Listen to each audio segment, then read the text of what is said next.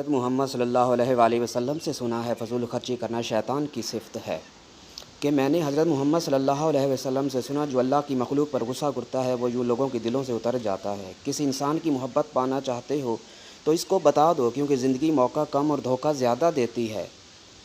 علم تمہیں راہ دکھاتا ہے اور عمل تمہیں مقصد تک پہنچاتا ہے۔ مجھے تعجب ہے اس شخص پہ جو اپنی برائیوں کو جانتا ہے، جب اسے برا کہا جاتا ہے تو وہ ناراض ہو جاتا ہے۔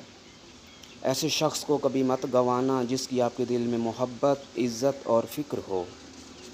اپنوں کو ہمیشہ اپنا ہونے کا احساس دلاؤ، ورنہ وقت آپ کے اپنوں کو آپ کے بغیر جینا سکھا دے گا۔ صرف پیسے کا ہونا ہی رزق نہیں، بلکہ اچھا دوست، اخلاق اور نیک اولاد کا ہونا بھی رزق میں شامل ہے۔ کسی کے برا کہہ دینے سے نہ ہم برے ہو جاتے ہیں اور نہ اچھے۔ برا کہنے والا صرف اپنا ظرف دکھاتا ہے۔ تین انسان تین چیزوں سے محروم رہیں گے: غصے والا صحیح فیصلے سے، جھوٹا عزت سے، اور جلد باز کامیابی سے۔